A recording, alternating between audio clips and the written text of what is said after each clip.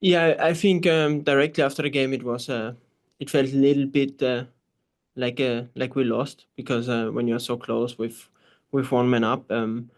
But yeah, I think during the week, still the still like the feeling that we played a good game. We had good moments. I think we watched the video back and we had like many moments to kill the game, to be honest. But we didn't. And yeah, if you don't kill the game against a team like Miami, you can always they're always dangerous. And this is what we learned. But I think in general, it was still a good start for us in the season. Can you compare after now it's just one game, but the differences between the way the team played under Nick versus the way the team plays under Pascal? Yeah, I think like you said, it's like difficult to see everything after one game. But I think what we feel and what maybe the people saw already is like we play with more intensity. I think we try to play a little bit more direct. If we have space, we want to go to goal. Yeah, and I think we did a good job in attacking against Miami, but there's still like a lot to improve. Onto the Zoom, we'll go with Chris. Hey, Hannes, Chris Campbell from the outfield. Looking ahead to LA, what do you see that they present challenge-wise to what you guys want to do on Saturday? Thanks. Presents me. What challenges? Yeah, I mean, I think, of course, they're a great team. They have a strong offensive, especially with their three players. Sometimes you need to be careful when you attack because they cheat a little bit and they wait for their moments.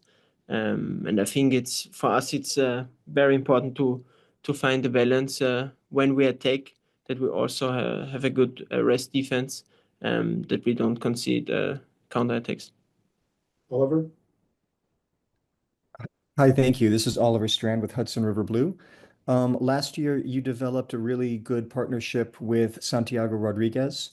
Um, he obviously is no longer with the team. How do you see your role changing at the team? Yeah, I think you cannot really like compare last year to this year because it was more yeah, I had also a role what was in many games more in the middle with Santi together, and yeah, now Santi is gone. It's a big loss for us, but now it's the time for other players to step up, and I think my role changed also last season a little bit more to the outside. This is what I do now, but we still like have very good players in the squad, and of course we miss Santi, but I think yeah, over time we will like find a way to replace him.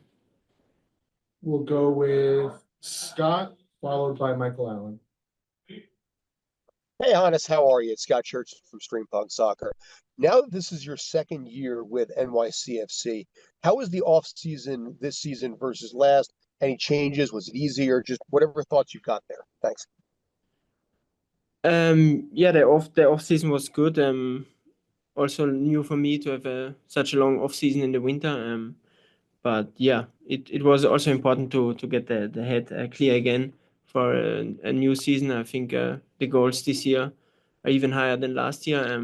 We had good chances last year to reach something, and this year we wanna grow again. I think yeah, the goal is it again to come in playoffs and come as far as we can. And for me as a player, just to stay healthy, to help the team, and because it's my second year also, improve in my importance for the team. Michael? Yeah, it's Michael Allen, Pro Soccer here. Looking ahead to LA, you said it's your second year in the league now. One of the hardest things to deal with in the league is travel. How do you, as a player, prep yourself for the travel in this league, and what's required in this game? And does that affect how you guys plan as a team for a game that's going to kick off at 10:30 p.m. Eastern Standard Time? I don't really think it affects us. Of course, the traveling is a lot, especially now it's our third time in a few weeks in California. What's a lot, but to be honest, this year I'm used to it. Last year, it was tough for me to see this in the start, but yeah, I think we travel today, so we have a good day and a good training tomorrow, and then we should be fine to make 3 points in LA. And final one, George. Hi, what's going on, man? Last year I saw you towards the end of the season, and you did an interview where somebody mentioned that you were looking to maybe get out of the MLS, and it was taken out of context. Taken out of context. That's what you told me, that they just understood you wrong and they put it out there wrong. How are you feeling about the MLS and everything that's kind of happening with you and NYCFC going into your second season with the team? Yeah, the interview I did last year was in German, and so the English version was not right, because I only said that the goal as a player who came from Europe, and because I'm from Europe, is always like to have the dream maybe again to play in Europe. But as I told you too, like I'm very happy at this club. I love the country, and I have a lot of fun in the MLS.